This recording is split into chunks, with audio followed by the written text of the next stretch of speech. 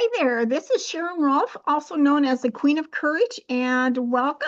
I want to invite you to subscribe and like for my little words of wisdom. And I want to talk to you today about something very personal. Um, I felt invisible my whole career. Now, I wanted to be invisible as a kid because there was abuse going on, sexual abuse of my older sister.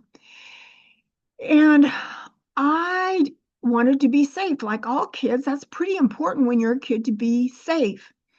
And I decided that if I got good grades, if I was obedient, if I didn't rock the boat, cause trouble, and if I was obedient, maybe I'd be safe. That was my plan, as a little 8-year-old kid.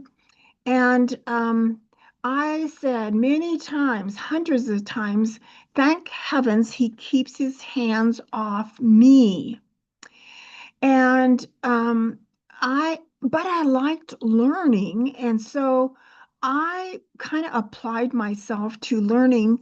Um, Mom had me assigned me to use the flashcards, that 1 and 1 equals 2, 2 plus 3 equals 5.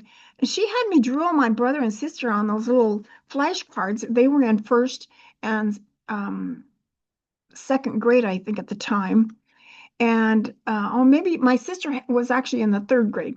And so by the time I started first grade, I knew my brother and sister's flashcards almost better than they did. And I was always glad that I was able. Oh, then my mom and the school teacher worked it out for me to skip second grade and go from first grade to third grade, if I read to my first grade teacher after school. So I had to stay after school a lot to read to her.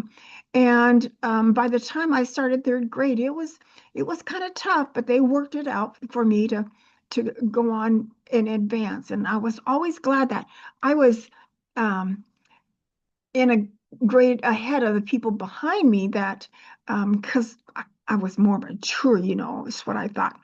Well, the amazing thing, what I didn't realize is by the time I retired at 69, I was just starting to realize maybe something about me wants to be expressed. And little by little, as things happened, I realized I still kind of felt invisible. Well, one, I was looking for clients, and they weren't finding me, or I wasn't communicating well with them. But I had a chance to take that first class of coaching class. I had a chance to take a hat into my teachers on the weekend, because I had planned to wear a fancy hat at my girlfriend's birthday party the next weekend. So they wanted to see my hat. Well, I not only took in one hat, took in 4 or 5 hats. And I, I really didn't know why I wanted to do that. But now I realize there was something in my subconscious that wanted to be seen. I think sometimes people kind of act out, maybe in theater and on stage, wanting to be seen, and maybe they don't fully understand why, or they're driven to do that. But I'm here to help you feel seen and heard, because that's always been important to me over my career. I did participate in Toastmasters during my career, and I did do a Dale Carnegie course. But now I'm in the process of coming out of my invisible skin and wanting to have a persona that's more like me. Because when somebody asks me, what did it feel like to be invisible my whole career, the word that came to mind was tethered. I might think some things, but would I speak them? Would I share them with others? I probably I really wondered whether I'd be safe doing that, and I would hold myself back. Well, let's get over that. I just created a another little video of why it's important to know yourself better. And between the two of these, this will be really encouragement, I think, to you to realize that you don't have to be invisible anymore. In fact, this morning I was in a teaching class and they said the trauma is not your responsibility, but the healing is. And the unrealized self version of you, you can blossom. Now, it requires loving yourself and allowing yourself to grow, but you can do that. You can live consciously, not compulsively. And this kind of fits part of my picture too, because I know I was going to classes nights and weekends for getting my 4-year degree and my master's degree. And it's not uncommon that I'd grab a handful of cookies and run off to school. Well, I used food as my compulsive behavior, probably way too much. Maybe you compulsively use alcohol or drugs or entertainment, something that numbs you and hides your trauma. But nothing can change until something is fixed.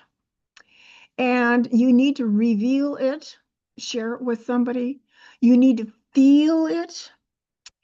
You need to heal it. And then you can grow and share your gift. So, I want you to be able to express yourself. When you know yourself, you can express yourself with a life purpose, with values, your talents, and impact and your potential. So the energy we spend not expressing or being ourselves, when freed up, that energy gives us energy to make other things possible, like innovating, creating, and growing what exactly you are here to share. We want that. We're waiting for it.